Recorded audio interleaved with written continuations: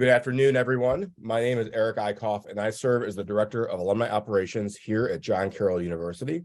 Thank you so much for joining us for our third installment of our virtual scholarly luncheon, part as the Grahl Faculty Fellowship and the Alumni Continuing Education series. We are excited to have you join us for this opportunity to connect with one of John Carroll's outstanding faculty members. Over the course of the last 2 years, the Office of Alumni Relations has worked to create innovative and interesting programming for our alumni, current students, parents, faculty, staff, and friends, so we can keep them engaged regardless of where they call home.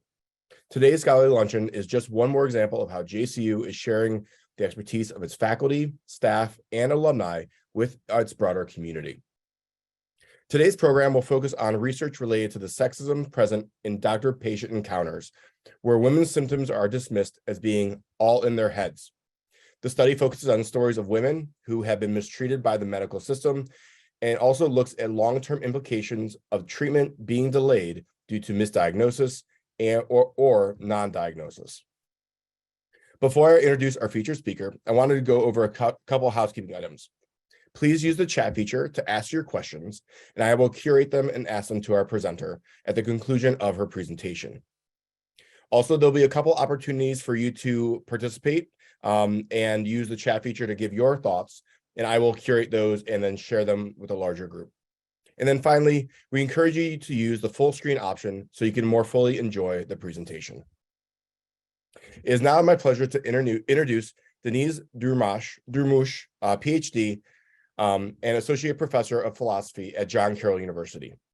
Her research lies in the intersection of feminist philosophies, feminology, existentialism, and philosophy of medicine. She's published in academic journals such as Comparative and Continental Philosophy, Simone de Beauvoir Studies, and Philosophies. Dr. Durmus, thank you for joining us today. How are you doing? The floor is yours. Thank you, Eric. It's my pleasure. I'm doing pretty well. I'm so happy to be here. Thank you all for coming out. I will share my screen. Just bear with me for a second here, because Zoom makes it a little bit tricky. Okay. I guess you are able to see my slides now, right? You look good. Okay, perfect. Let's start. Sexism and doctor-patient encounters. It's a little bit more than that, as you will see in the presentation, but that's one of the main issues I want to focus on. So maybe I could have titled this talk as Sexism in Medicine, Medical Practice, and even Scientific Research, because as you will see, these are all quite interlocked and connected systems. So my question is, which is a quite rhetorical question, what does your perceived gender have to do with the quality of the healthcare you receive? A lot, right? But perhaps more than you would imagine. I want to start with a disclaimer here. Now you will see me saying lots of, men, women, female, male. So it will look like as if I am operating in a binary sex gender paradigm that assumes only two sexes, male, female, and two genders, men, women. That's not what I am endorsing. That's not the paradigm I would like to endorse, okay? But since medicine has been mostly operating within the confines of this paradigm, what I'm doing here is I show the injustices against women within this paradigm, but I would like to emphasize that LGBTQ plus community. So I want you to think of non-binary folks, trans people, intersex people who are in even more danger of being exposed to the injustices I will be talking about here. In my larger research, this is a huge topic that I am addressing, because this is a limitation, right? I wish I didn't have to talk about only men and women, but that's the data we have at hand right now. But we will talk about what the implications of this is on LGBTQ plus community as well. Okay, next. My main thesis is that medical practitioners repeatedly fail to diagnose women, even with the conditions exceedingly common among women. So what happens is that women are disproportionately harmed by diagnostic delays and failures, even with the conditions that are mostly prevalent in women. So why is that happening? I'm showing that institutionalized and sedimented sexist biases that permeate various stages of medical care. So think of the patient-physician encounter to medical resource. So we are talking about the whole system here. The sexist biases underlying that are sedimented in these systems are responsible for this outcome. That's what I will be showing in this talk. By dismissing women's symptoms, medicine is creating and perpetuating epistemic injustice in women's care. I will explain all these concepts. I'm not assuming any of us know any philosophy here, so we'll talk about those. So what I am doing then, I analyze the causes of this phenomenon of diagnostic delay and failure, and then also show the harms and suffering it creates for women and, of course, LGBTQ+ communities. So as I said, remember here I said, even with the conditions exceedingly common among women, so these are some of the conditions I am referring to.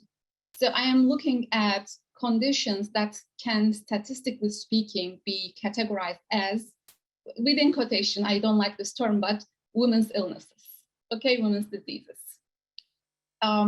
Just a few examples here: fibromyalgia, endometriosis, dysautonomia, autoimmune conditions. There are more than 100 identified autoimmune conditions. Here are only a few examples here: lupus, Hashimoto's, Graves' disease, etc. And long COVID, right, is a recent addition to the list.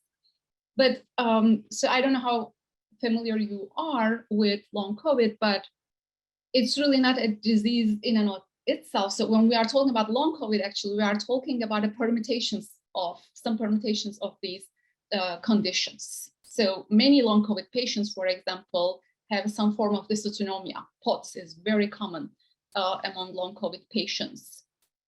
Fibromyalgia, chronic fatigue syndrome, is also very common. So we see lots of comorbidity when we are talking about these conditions. For example, when with autoimmune conditions, if you have one autoimmune condition, you are more likely to develop a second. Okay, so what are the symptoms? The symptoms range from GI issues, such as malabsorption, nausea, diarrhea, to migraines, dizziness, extreme fatigue, chronic pain, exercise intolerance, allergies, etc., etc. So as you can see, they seem quite mundane, right? And even harmless, who doesn't have, headaches every now and then, or some nausea, or some rashes, or some pain. But what I want you to think of is when we are talking about these conditions, which are usually comorbid, we are talking about, again, a permutation of these symptoms.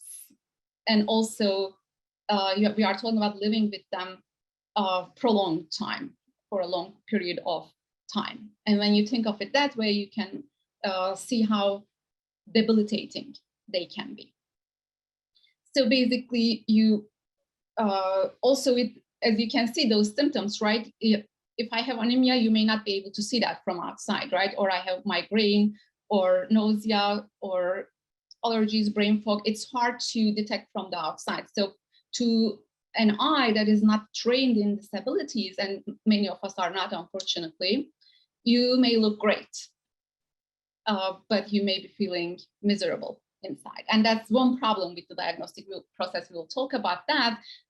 It's very common, and I have received that myself too. Your doctor will tell you that, but you look great, you don't look sick. So what are the common points about these conditions? I want us to talk about 3 common points. 1, higher prevalence in women, and the reasons for higher prevalence is yet to be understood. There aren't even many studies looking into it, but we know that they are highly prevalent in women, especially younger women, by the way. That's probably another thing that contributes, because as a young person, you look healthy, you are more vibrant, and it's even harder for a medical practitioner to think of you as a sick person. Just to give you a few ideas here, how high the prevalence. With autoimmune conditions, 80% women to 20% men. Again, these are averages, of course. If you look here more closely, for example, if we are talking about Hashimoto's, which is an autoimmune disease, it's 10-1. If we are talking about lupus, 9-1. With MS, it is 2-1. With POTS, postural orthostatic tachycardia syndrome, which is a form of dystonia, it is 85 to 15%.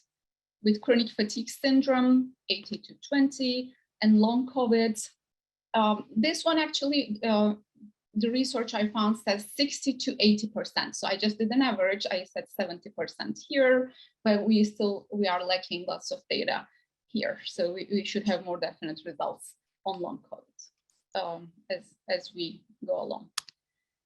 The second common point is that physicians present significant diagnostic delays and errors with these conditions.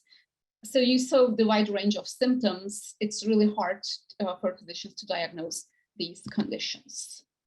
Just to give you an idea, again, these are averages. Autoimmunity, it takes a person to get an autoimmune diagnosis, an average of 4.6 years and 4.8 doctors. For lupus, it's 6 years. For POTS, 5.9 years. Again, averages, right? For me, it took me 9 years to get a POTS diagnosis. Fibromyalgia, 6.4 years. Now, diagnostic gaps. Let's talk about the gender issue here. There is one factor associated with shorter diagnostic delay. What is it? I guess you guessed it, right? Male gender. Still, despite the challenges, right, in diagnosing these conditions, we said they are notoriously difficult to diagnose. Review studies on conditions that primarily affect women, such as lupus, celiac disease, POTS, Hashimoto's, sorry, not Hashimoto's, actually, that's not on the list, MS, they repeatedly show that being a female is associated with longer diagnostic delays and being a male with shorter diagnostic delays. A few examples.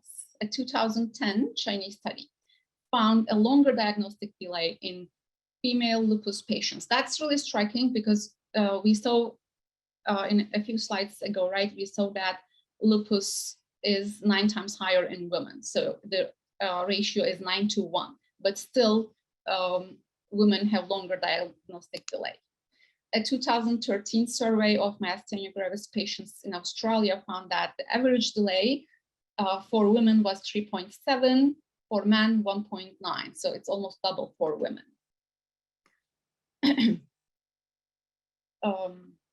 I think I skipped one. Okay. Another one, 2014 Finnish study found that over a third of women versus less than a quarter of men experienced symptoms for more than 10 years before being diagnosed for celiac disease. So again, what is common with lupus, myasthenia gravis, celiac disease, statistically speaking, women's disease. So this is, as I was doing my research, I have seen this sentence so many times, repeatedly. Factors associated with longer median overall diagnostic delay were female sex and then this and that. So female sex makes you more likely to receive your diagnosis later. Now, I want us to think about that a little bit more because, okay, when we talk about diseases that are more common in men, they are usually thoroughly stereotyped as men's diseases, and doctors often fail to diagnose women with those diseases. Heart attack, perfect example. We have been hearing about it a lot, right? Because women go to the ER with some symptoms of heart attack, but they are told that they are having panic attack or they are having anxiety, so they are sent back. Unfortunately, although women are way less likely to have heart attacks, they are more likely to die of heart attacks because doctors are not able to diagnose it, because doctors are not trained to look into those symptoms in women. They have studied men, they know how heart attack presents itself in men, but not in women, and it's easier for them to dismiss women's symptoms when they are having a heart attack. That's why they are more likely to die than men. So my question is, why doesn't that bias, it's a knowledge-mediated bias, right? why doesn't that translate into women's diseases? So heart attack is the man's disease. They are able to diagnose men faster. Then why are not able to being able to diagnose women faster when it comes to lupus, when it comes to POTS, which is 80 to 90% women's diseases? I guess the why is quite obvious, but we will look into it in a detailed manner. Okay.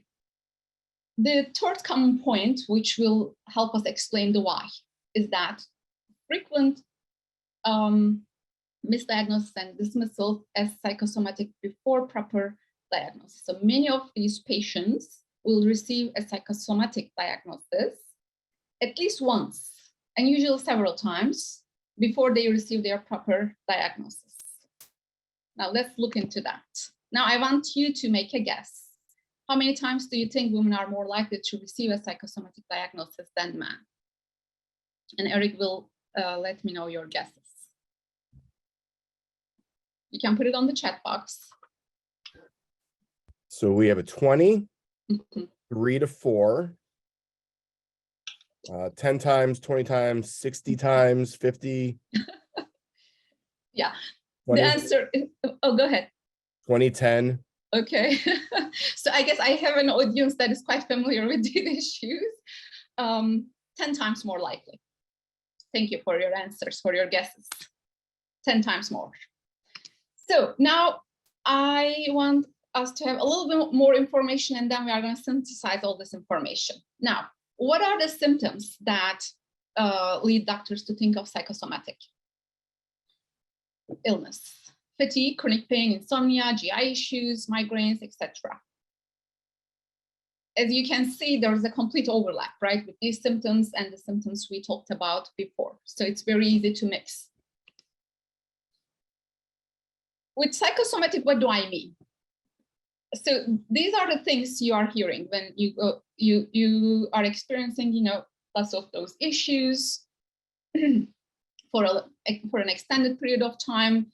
You go from one doctor to another, but what you hear is it's all in your head. It's just stress. You look great. I have gotten that a lot, actually. And also, for example, I've received lots of commentary on how great I am doing. I'm a professor at a great university at John Carroll. I have a good social life, family life, etc. So I am doing fine. Everything is great. So I can't be sick. It's psychosomatic. Also hypochondriac. So American Autoimmune Association, a research they have done shows that 45% of autoimmune patients are told that they are hypochondriac by their medical practitioners. That's pretty high.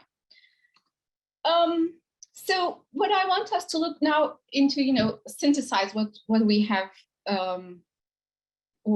talked about.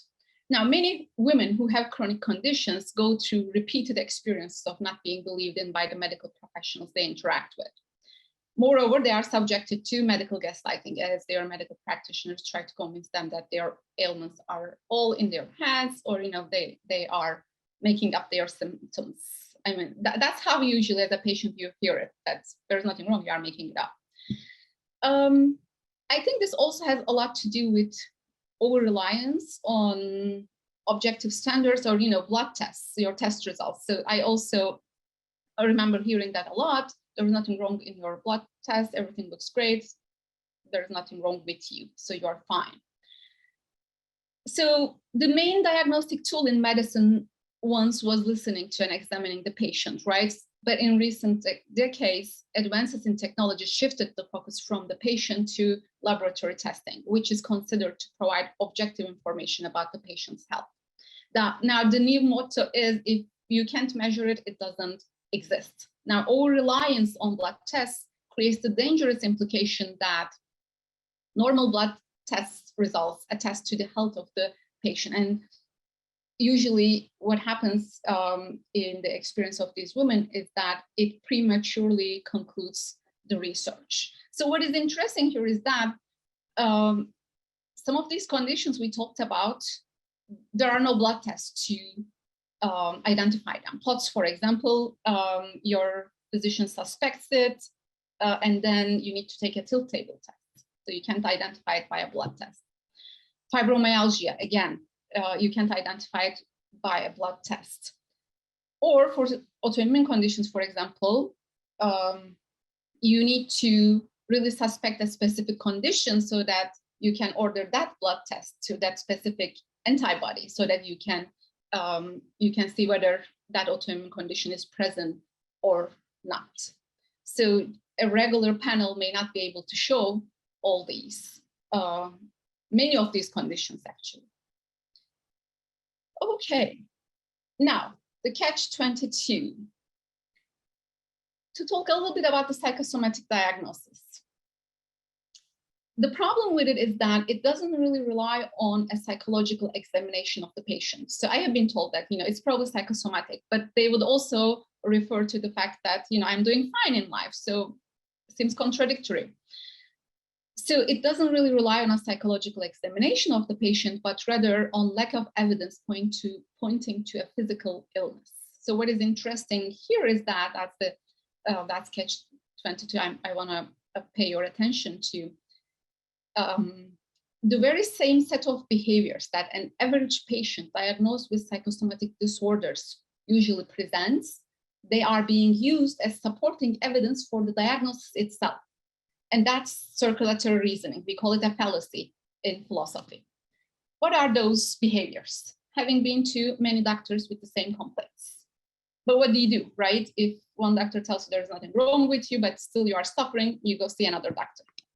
Not being differential to the healthcare practitioner because you don't agree with them, you don't agree with their assessment, and having a critical attitude toward diagnosis and advice they receive.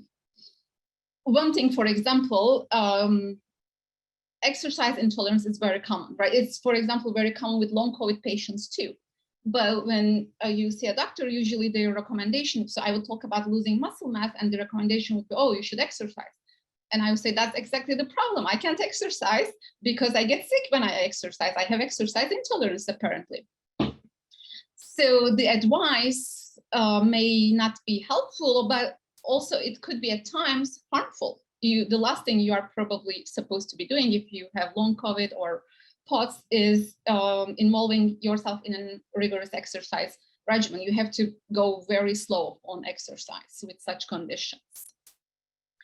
So then what is happening is, with this circular reasoning, when you behave this way, when you just go from one doctor to another, and when you contradict the health care provider's opinion, then you are usually labeled as the problem patient, and you are considered to have a psychosomatic condition.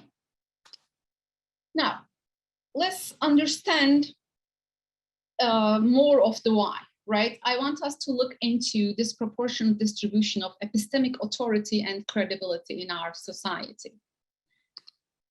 First, what is epistemology? As I said, I'm not assuming we know anything about philosophy here. Epistemology is the study of knowledge and all that relates to knowledge. What are we talking about here? Main concepts or issues of discussion: belief, judgment, testimony, justification, perception, truth, falsity. Of course, there are many other, especially social, political, or economic determinants of information and knowledge, dissemination of knowledge, and many other issues. So based on this definition of epistemology, I would like you to think about the epistemological status of women in our society. By in our society, I am really speaking globally, right? You will see the studies I am engaging with, they are global from all over the world. So this is a phenomenon, unfortunately, common to every society I have researched so far. So chime in. What are some strongly held beliefs, judgments, perceptions regarding women in our culture? And Eric will let me know what you are writing there. They are emotional. Yes. They are weak. Mm-hmm. Hysteria. Mm-hmm.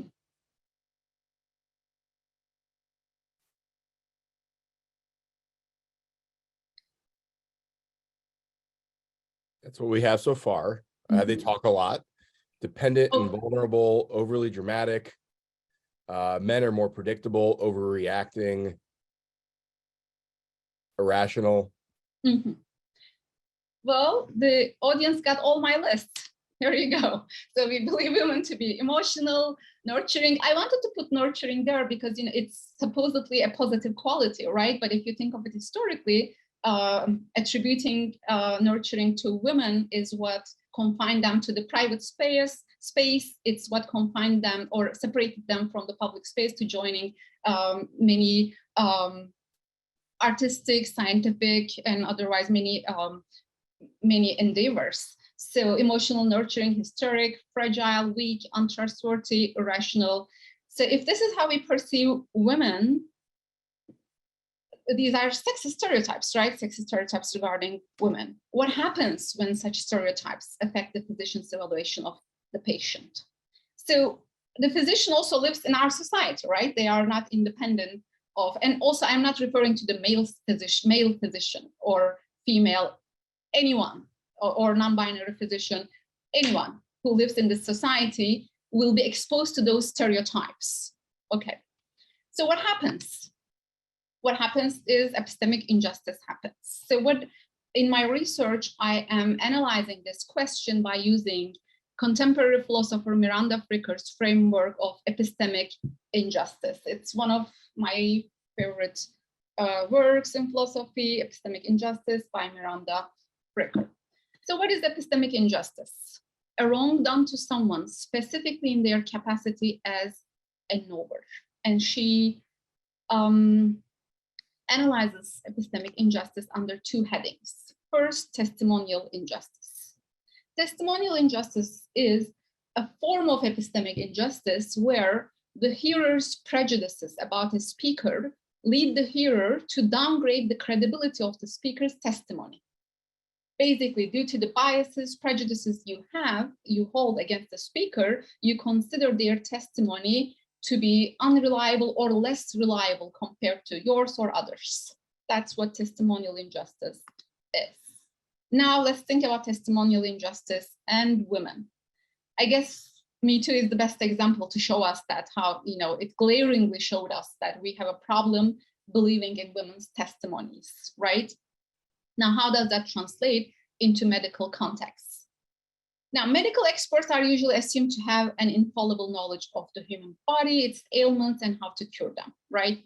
When the lived experience of the women patient conflicts with the available medical information, the physician's assessment or test results, blood tests, etc., then what happens is that the medical practitioner tends to dismiss the account of the patient. The test results look fine. You are telling me you are sick, but I don't find anything. I am the authority. And that is usually one of the main reasons that leads medical practitioners to resort to a psychosomatic diagnosis. And most of the time, a little too soon, ending the inquiry a little bit too soon. Now, I think medicine's long-standing tendency to minimize or psychologize women's pain is also contributing to this outcome. So what happens as a result? The women patients are exposed to testimonial injustice in their encounters with their medical practitioners. So in testimonial injustice, by rendering one's embodied experiences unreliable, it radically disrupts one's connection to their lived world. It also instigates a series of phenomenological harms because the patient can no longer trust their understanding of the world around them, including their own body. So as you can see, this can be a very disorienting experience. Also, without a diagnosis from a medical expert, good luck making even your closest ones believe you that you are sick. Okay. The second one, so we said Miranda Fricker analyzes epistemic injustice under two headings. We talked about testimonial injustice. Now we want to talk about hermeneutical injustice. What is hermeneutical injustice? So the word may sound not familiar to you, but I will explain to you. It's a concept you actually already know. It is the injustice of having some significant area of one's social experience obscured from collective understanding, owing to a structural identity prejudice in the collective hermeneutical resource. So, in other words, It refers to the lack of resources, concepts, frameworks, etc., that are required to render some experience intelligible. You are going through some experience, but you do not have any access to any concepts, frameworks, resources that will help you understand that experience or explain it to others. Therefore, it is just silence. That's what hermeneutical injustice is. Let me give you an example to clarify it a little bit more. I want you to think of marital rape. So until 1976, right, every state had a marital exemption. So basically you can rape your wife. But for many women, probably the concept itself didn't even exist in their consciousness. They didn't even know the concept. Perhaps there might be some discomfort, anger, resentment, etc. All those, feelings, emotions when you are violated, but there aren't corresponding concepts, frameworks, or any authority institution you can appeal to talk about this phenomenon that you are experiencing and you are being harmed by. That's what hermeneutical injustice is. Lack of those concepts, lack of those frameworks and resources. Okay, so what I am showing here is that, according to my interpretation, hermeneutical injustice happens in two distinct ways in the medical context. The first one is the injustice, hermeneutical injustice surrounding women's illness experience. What do I mean by that? The fact that we do not know much about these conditions. The fact that these conditions are not being researched. There isn't enough scientific research, there isn't enough conceptual frameworks, concepts, stories, accounts in the center about these issues. That's the first way in which hermeneutical injustice occurs in the medical context. Now, I have a question to you. Do we really completely lack these tools, these resources? We definitely lack scientific studies on these issues, but how about lived experiences, stories, examples, accounts? Not really, not at all. Now, disregard of women's testimonies and lack of research on female subjects and conditions create both testimonial and hermeneutical injustice, we established that, and lack of studies and accumulated knowledge to understand and treat many of women's chronic health conditions leads to disproportionate poverty of hermeneutical resources in the mainstream medical discourses. So women's experiences as a result of that are marginalized and are rendered unintelligible. But despite these challenges, women have been writing, creating a rich body of hermeneutical resources to help both themselves and others to make sense of their experiences of illness. Because I think writing, especially a memoir, it's the healing tool, right? It has been used as a healing tool, but at the same time, there's lots of advice, recommendations, which helped me tremendously actually to manage my health conditions, that is shared by these women. So we have actually those hermeneutical resources, but they are in the margin. They never come to the mainstream. To give you a few examples of hermeneutical resources created by women. These are just books. There are so many blogs, so many essays, but the thing is you don't really come across with them. You don't really find them until you actually get a diagnosis or until you are really into the system and just tired of going from one doctor to another, and then something clicks and then you start doing some research. So that's how they are not readily available. That's how you come across these resources. Some of them are written by medical practitioners who have been on the both sides of the coin, right? Who have experienced both sides of the story. So my question is, why do we lack mainstream hermeneutical resources on illnesses mostly prevalent in women? I guess the answer is straightforward, right? Because we do not study them. The big question, where are the female mice? So it's no surprise, right, to this audience that scientific research has mostly focused on male subjects and has a much better understanding of the male body compared to the female body. And most studies done on male animals, and the justification for excluding the female animals is the difficulty for adjusting the study based on the hormonal cycles females go through. Basically, what we are talking about here is the hormonal woman stereotype, right? So the study of male subjects was the norm until NIH implemented sex as a biological variable policy. And this policy requires scientists to factor sex differences into their research by using subjects, human or animal, of both sexes to be eligible for funding. Okay, my question, do you know when this policy was implemented? Anyone? I guess what is striking for me is how recent it is, 2016. Okay. It received backlash. You are not surprised to hear that, I believe. Lots of significant backlash. Because the question is, the female, or the concern was, and maybe still is, the female hormonal cycle would lead to unreliable data. This is a scientist, Rebecca Shensky, who writes a lot about these issues and advocates. I really like her work. So she says, this concern is disingenuous.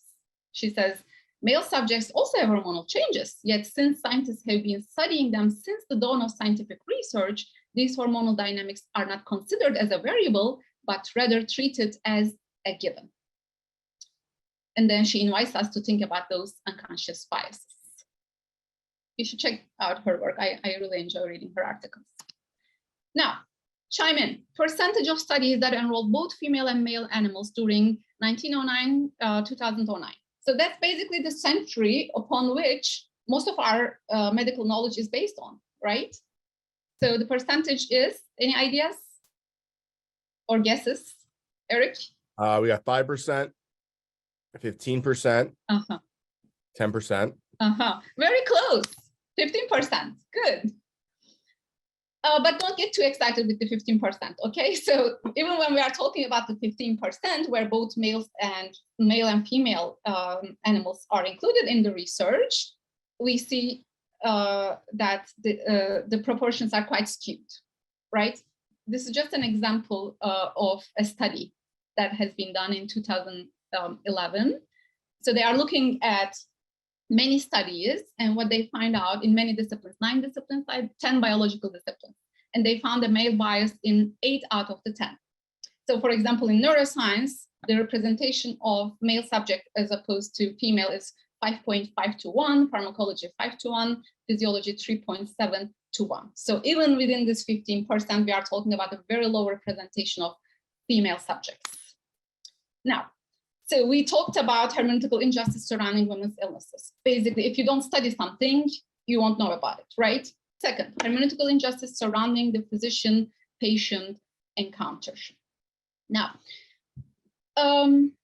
we are socialized to fully trust the medical authorities, right? And that's not a bad thing. I mean, of course, I trust my doctors, but we also have to accept that medicine is fallible, right? It's not infallible. But based on this trust and maybe the idea that medicine is infallible, many women are not able to experience and describe the dismissal of their symptoms as medical gaslighting, as what it is, right? On the contrary, they start doubting their own experiences. And that's really a terrible place to be. I have been there. So while testimonial injustice creates credibility deficit for the speaker, hermeneutical injustice creates a discourse, language, and resource deficit that would make the experience of the speaker intelligible to the hearer. Now, women are impacted by both, and these two injustices also reinforce each other, because the more you don't take women's symptoms seriously, the more you ignore them, the less you will know about their conditions, and the less you will be able to treat them properly. Now, we said medical gaslighting. What is it? What is medical gaslighting? The experience of having a medical concern dismissed or arbitrarily attributed to a psychological or neutral cause by a healthcare provider. Now, when I tell you women and people of color are significantly more likely to experience medical gaslighting, I guess you won't be surprised. So here I want us to open a small parenthesis, not even a parenthesis. I think this should be a main thing. It's very important. I want us to talk about intersectionality a little bit. So you are never only a woman or a man, right? So you can be a white woman, Caucasian, women, Black women, this woman, that, or you can be an upper class woman, lower class woman, an upper class Black able-bodied women, etc., etc. You get the idea. So there are different identity categories we embody that affect our daily experiences. Now, the question is then, is the credibility deficit we have been talking about, is it going to be even greater, right, for Black women than it is for white women? Of course it is. Just to give you an example, actually one thing I want to say before I jump into the example, when you talk about these biases, when you talk about these prejudices, I want you to really think about the unconscious aspect of it. They mostly present themselves at an unconscious level. So it's not like, a medical practitioner is thinking, oh, this patient is a woman, so I will disregard her testimony. It doesn't work like that, right? Just to give you one example, studies repeatedly show that students will rate male professors higher than female professors in their course evaluations. Now, if you were to ask those students, they will say, of course, I don't hold a gender bias, right? There's no such, I don't endorse that. But when we look at those course evaluations, right, there is a statistically significant result showing bias. So here, then we have to look at unconscious bias. An example of, intersectional, how intersectionality will change your experience. So when we are talking about the Black woman, Serena Williams' example, it really, jumps to me because it shows how even fame and wealth may not be enough to counter the effects of gender and racial bias. She, after giving birth, she suspected she had pulmonary embolism. She alerted her nurse, her doctor, nobody believed in her. So she had to work, she got very close to that actually. And she had to use all her resources, power to force them to look into it. And it turned out that she did have pulmonary embolism. And just one example among many. Now, to finish up, the harms caused. First, dissonance and disorientation in the patient's life. That's really a big one, although it may not sound like it. So the dissonance created by the conflict between the women's lived experience and the expert's opinion causes some women to start doubting themselves and their sanity. Second one, women unnecessarily and unfairly lose a lot of time, money, energy, and health in their search for proper care.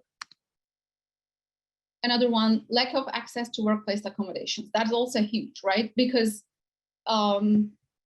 if you don't have a diagnosis, you are not even eligible to receive any accommodations. You cannot prove that you need accommodations. And finally, as a result of not receiving the care you need, and no one believing that you are sick, then what happens? Your relationships start to crumble. You may lose your job, and you may lose your home as a result of that. So basically, the implications of getting a diagnosis for a patient may go way beyond what a physician can imagine sometimes. The patient's whole life can be rearranged by proper accommodations, which can only be accessible with a diagnosis. So that's why it's very important. And that also emphasizes, the epistemic authority of the medical practitioner and how much weight it has on one's life in these conditions. So I would like to finish with this quotation from Megan O'Rourke's book, The Invisible Kingdom. She has, remember we talked about comorbid conditions. She has quite a few of those. She wrote this book to basically share her experience, her research and her experience of being dismissed, being ignored. She's also a poet, wonderful poetry. She actually, Dr. Phil Matris from John Carroll, he invited her to John Carroll once. So she has been on our campus, a wonderful scholar. I really recommend this book. So she says, knowledge brings the hope of treatment or cure. And even if there is no cure, a diagnosis is a form of knowing that allows others to recognize our experience and enables us to tell its story. I felt acutely the absence of a story I could tell others. Without a story, who or what would help me get better? Thank you for tuning in, folks. Thank you so much for being with us this afternoon, Deniz. It is wonderful to have you. And while I'm encouraging anyone to ask any questions in the chat, I had a couple questions that came to my mind, if you wouldn't mind. So first off, in your research, did you see any difference when a patient sees a member of the same gender or sex based on the injustice that they may receive? If a female was seeing a female or a woman was seeing a woman, was there a difference in level of care? No. Really? No. Remember, one of the slides I showed was a book by Cynthia Lee, Brain New Medicine. Basically, in the book, she confesses to be one of those doctors who dismissed women as having psychosomatic illnesses. And then she becomes sick herself. And she starts to think about it. So woman or man, you are experiencing the same education. You live in the same society. You receive the same inputs. So your female doctor's knowledge of these conditions won't be more than a male doctor's. And so, when you don't know anything about it, the norm, unfortunately, in medicine seems to be that if blood tests are normal, you are not able to find anything, then usually you say it is psychosomatic. So yeah, no. Very interesting. And then my second question is, because you had mentioned the way you're looking at your research, it was holistic, it was global, right? You were looking at everything across, because you mentioned China and other studies. Mm-hmm. Was this more prevalent in certain areas of the world, or for that matter, even in the United States? Are there different pockets where this kind of sexism in medical care is more prevalent than others? Mm-hmm, mm-hmm. I don't know if there are small differences, but what my research showed me is that this is a common problem across cultures. From my experience, having been to doctors in 3 continents, I can tell that there isn't. Everywhere, there are some medical practitioners who are more familiar with these conditions and who are more willing to listen to you. And there are some others which are unfortunately higher percentage-wise that aren't quite interested in listening to these complex issues. Thank you for that. Thank you. Yeah, of course. And then we have a couple questions coming in already. So the first one is from Christina Moran. To build on Eric's first question, I'm curious, were there any common tipping points that brought these patients closer to a diagnosis? It sounds like the path to accurate diagnoses depended more on specific diagnoses and specific tests needed. That's an excellent question, probably because it just reminds me of my story. I owe my diagnosis to COVID.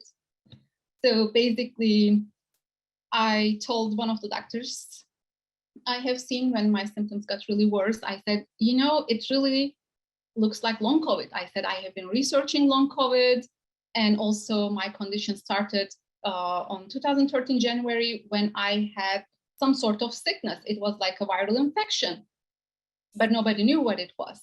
So that prompted her to think of actually a neurologist in Cleveland Clinic who studies, who works with long COVID patients, to think of POTS, because many long COVID patients have POTS. So usually, going back to Christina's question, it's luck, because for some people it takes decades, for some people it's months, but usually we are talking about extended delays. It's just going from one doctor to another and finding someone who is willing to, look into it. Thank you for that. We have another question.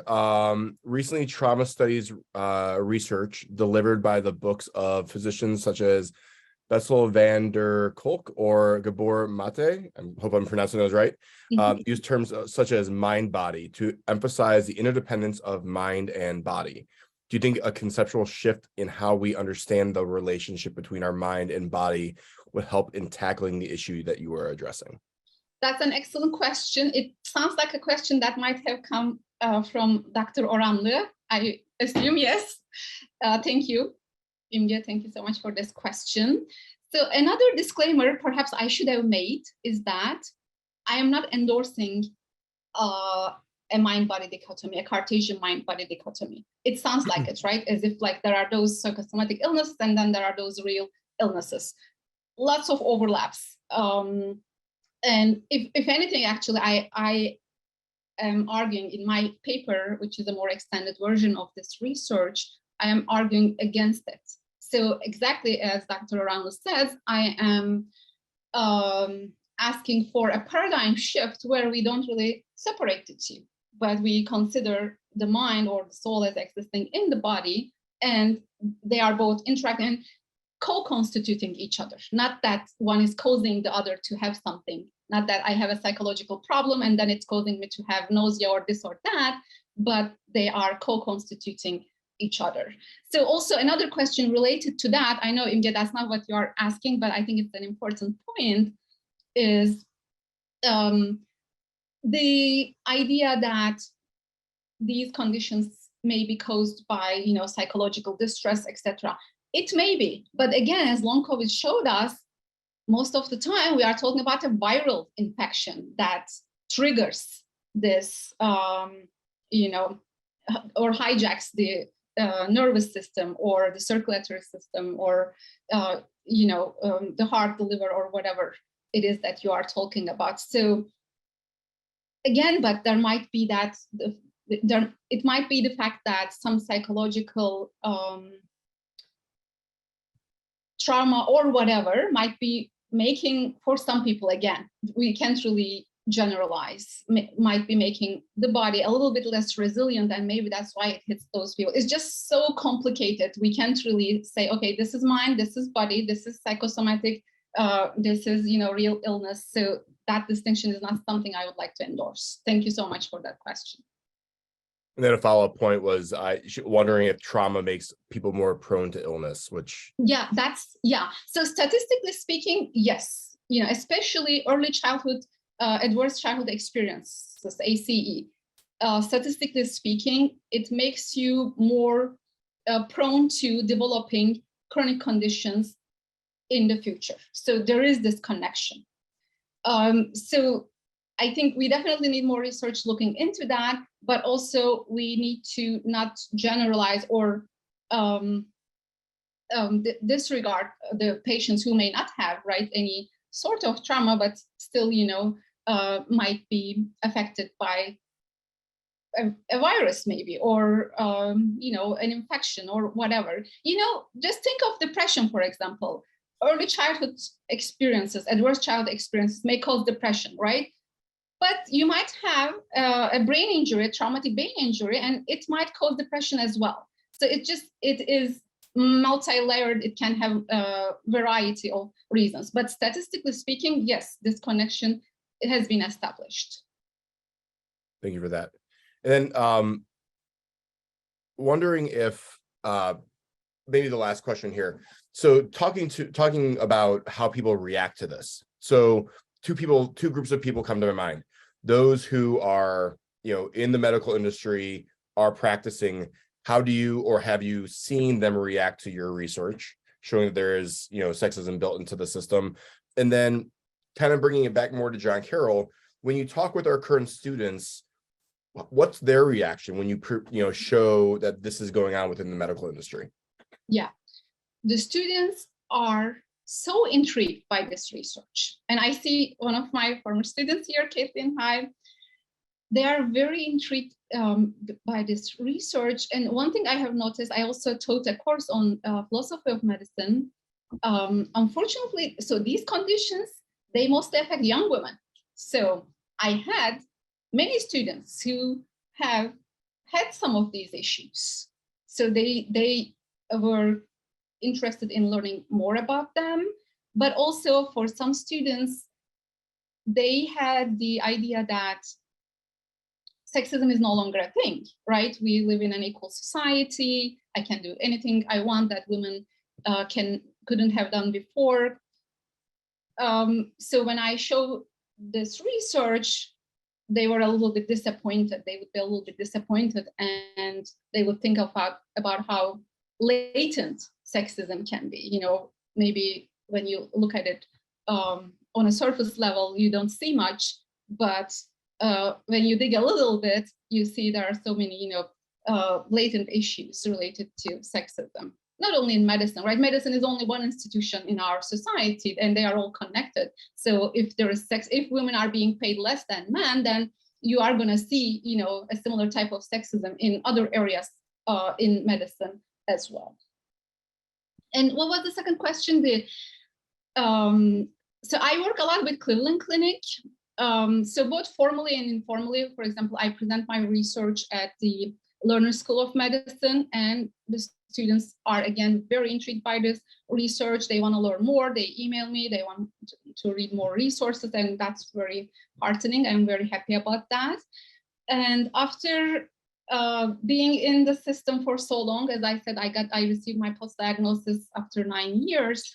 So now I have doctors who are quite sensitive to these issues, and they want to read my research. They want to talk about it. They are fascinated by it, and they are ready. I think we talked about that, this paradigm shift. So they are ready for that paradigm shift to happen. They can't wait for it. That is good to hear, because I feel like it's probably a good thing that you're researching sexism within the medical industry and doctor-patient encounters in hopes that we have better medical care for everyone in our community. So thank you so much for sharing your research today. We are incredibly grateful and thankful that you are within our community, sharing your knowledge and passion for teaching with our current students. So again, thank you so much for being with us. Thank you, Eric. It's my pleasure. I am so happy to be with you and to farm your questions. It was awesome. Thank you for tuning in, for listening to me. Yeah, thanks. Welcome.